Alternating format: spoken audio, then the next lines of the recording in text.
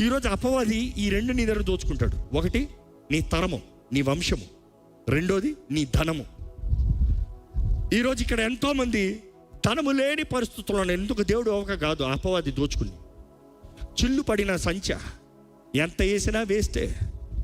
చిల్లు పడిన బకెట్లో ఎంత నీళ్ళేసినా వేస్టే. నిండిందిరా అనుకుంటున్నావు, పోతనే ఉంది. వచ్చిందిరా అనుకుంటున్నావు, పోతనే ఉంది.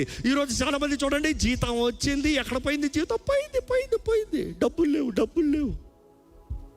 మొదటి తారీఖు వచ్చింది, 3వ తారీఖులో డబ్బులు లేవు.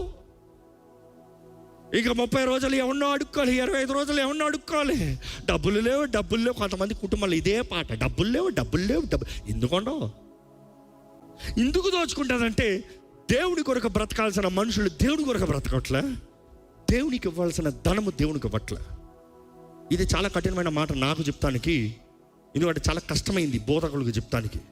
నీ ధనము దేవునికి ఇవ్వని చెప్తే కొంతమంది చాలు అడుక్కుంటున్నారు రా అనుకుంటా. నీ అవ్వని ఏం అడగట్లే, నీ దగ్గర పెట్టుకో.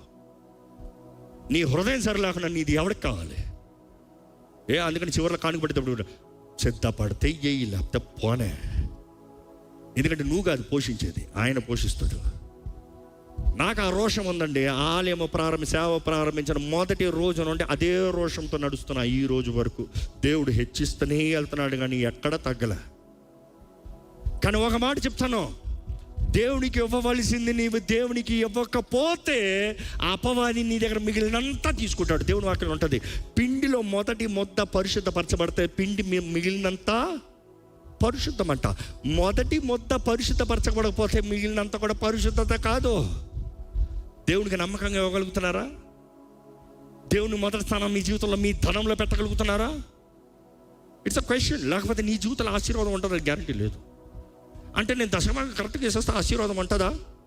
నీ బ్రతుకు సరి లేకుండా నువ్వు దశమభాగం ఇస్తాలో ప్రయోజనం లేదు. నీ బ్రతుకు సరిగా ఉంటే, నీ ధనము సరిగిస్తే అన్ని విషయంలో వర్ధిల్తావు. నాతో అంగీకరించిన వారు ఉంటే హల్లెలూయా బిగ్గరగా చెప్తారా?